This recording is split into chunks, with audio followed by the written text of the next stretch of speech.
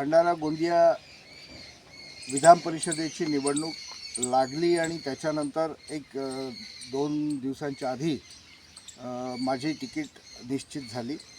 मी या बाईटच्या माध्यमातून आमच्या भारतीय जनता पार्टीचे जे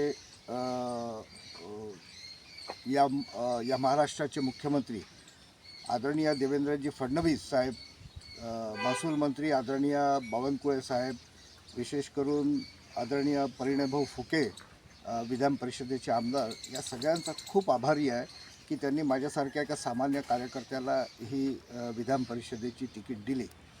आणि मागच्या वर्षी म्हणजे जवळपास एक ते दीड वर्ष झालं की मी विधानसभेची निवडणूक लढलो होतो.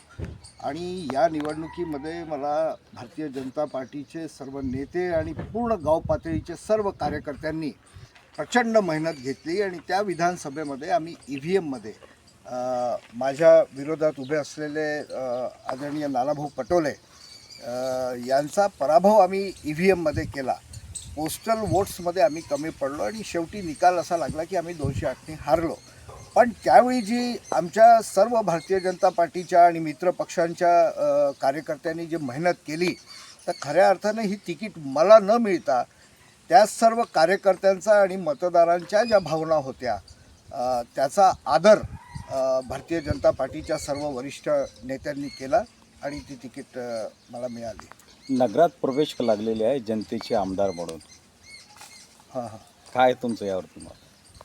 त्यावेळी म्हणजे जी आमची विधानसभेची निवडणूक झाली होती मागच्या वेळी, तर खऱ्या अर्थानं ती निवडणूक मला असं वाटलं की भावनिक खूप झाली होती, म्हणजे इमोशनल झाली होती. ज्या पद्धतीने सगळ्यांनी मेहनत घेतली, दिवस रात्र एक केला, गाव पातळीवरचे सगळे कार्यकर्ते बाहेर निघाले आणि त्या मेहनतीचं फळ आम्हाला मिळालं, पण निसटता पराजय झाला. आणि त्याच्यामुळे सर्व लोक इमोशनल झाले आणि ज्या लोकांनी मेहनत केली होती त्यांचं असं म्हणणं होतं की अविनाश भाऊ तूच जिंकला. आणि म्हणून त्यांनी ते जनतेच्या मनातील आमदार म्हणून बॅनर्स लावले. ॲक्च्युली ते बॅनर्स बोलके होते, त्या माध्यमातून सगळ्यांच्या भावना समोर आल्या. कार्यकर्त्यांचा सुद्धा आता उत्सव म्हणजे उत्साह जो आहे तो पाहायला मिळतोय. बरोबर. तर बरेच कार्यकर्ते तुमचे सगळे फॅनच आहे इथे लाखांदूरमध्ये. काय काय कार्य आपण इथे केलं आहे लाखांदूरमध्ये असे? मी कार्य म्हणण्यापेक्षा म्हणजे कार्य करण्यासाठी जी संधी मिळायला पाहिजे ती खरी आता मिळाली, तर याच्या समोर चांगले कार्य घडतील. पण माझं असं म्हणणं आहे की माझा लोकसंपर्क एकदम चांगला आहे. मी गावागावांमधून माझं जाणं येणं, त्यांच्याबरोबर बसणं आणि छोटे मोठे जितके मुद्दे असतात शेतकऱ्यांचे, शेतमजुरांचे, याच्यासाठी नेहमी धावून जाण्याचं काम मी केलं. मी कधीच स्वतःचा स्वार्थ पाहिला नाही. मला ठेके किती मिळाले, माझं काम कसं होईल किंवा माझा बँक बॅलन्स कसा भरला जाईल हे मी कधी बघितलं नाही. आणि एक एक माणूस जोडत जाण्याचा प्रयत्न मी मागच्या 30 वर्षांपासून करतो आहे. त्याचं फळ आहे की काही मित्रपरिवार आमचा मोठा झाला. पक्षाचं आपल्यावर जास्तच प्रेम आहे. आपण राष्ट्रवादीवरून कमळ हातात घेतला आणि विधानसभेची आपल्याला कमळावर उमेदवारी पण मिळाली. आपला पराजय झाला तरी पण विधान परिषदेवर आपल्याला पुन्हा उमेदवारी मिळाली. काय सांगा? खरं बघितलं तर मी याच्या आधी पण भारतीय जनता पार्टीमध्ये होतोच आणि आता या विधानसभेपासून परत भारतीय जनता पार्टीमध्ये आलो. हा एकच पक्ष असा आहे की ज्यांच्या काम करण्याने किंवा त्यांच्या धोरणामुळे मी आता म्हणजे मी मागच्या अनेक वर्षांपासून गावामध्ये राहतो. या गावातला गरीबातल्या गरीब माणसाच्या जीवनामध्ये बदल येताना मी आपल्या डोळ्यांनी पाहिला. म्हणजे पहिलेचं चित्रसुद्धा माझ्या डोळ्यासमोर आहे आणि आताचं सुद्धा चित्र आहे. सगळं बदललं. बऱ्याच गरीब लोकांच्या जीवनामध्ये प्रचंड फरक आला यांच्या भारतीय जनता पार्टीच्या धोरणामुळे किंवा आदरणीय मोदी साहेबांच्या नेतृत्वात आणि देवेंद्रजी फडणवीस साहेब यांच्या नेतृत्वात.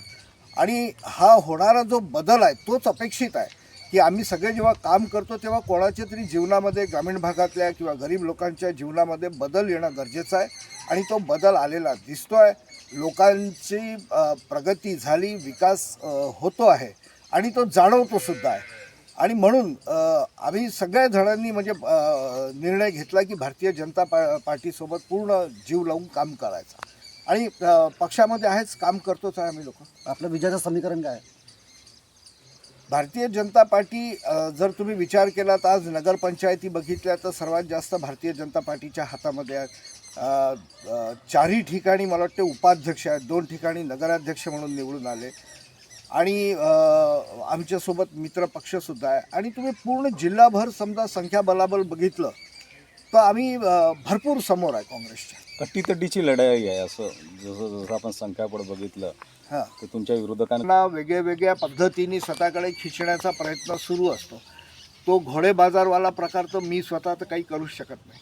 किसान मोर्चाशी तुम्ही निगडीत आहे, त्यांना या भागामध्ये मोठ्या संख्येने शेतकरी वर्ग राहतो, त्यांचे प्रश्नसुद्धा आहे धान उत्पादक शेतकऱ्यांचे.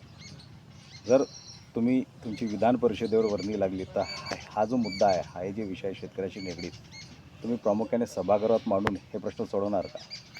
मी मागच्या 30 वर्षांपासून काम करतो आणि हा जो परिसर आहे हाच बेसिकली शेतकऱ्यांचा परिसर आहे. प्रत्येक गावामध्ये तुम्हाला शेतकरी दिसतील, जिकडे नजर टाकाल तिकडे शेती दिसेल. मुद्दे सगळे शेतकऱ्यांचे आहेत आणि मागच्या 30 वर्षांपासून वेगळ्या मुद्द्यांवरती मी भांडत आलो. शेतकऱ्यांच्या बाजूनी मी अनेक आंदोलनं केले. कधी यश मिळालं, कधी निराशा पण झाली. पण एक मात्र नक्की आहे की मला ही संधी मिळाली तर मी शेतकऱ्यांचे मुद्दे मांडल्याशिवाय राहणार नाही.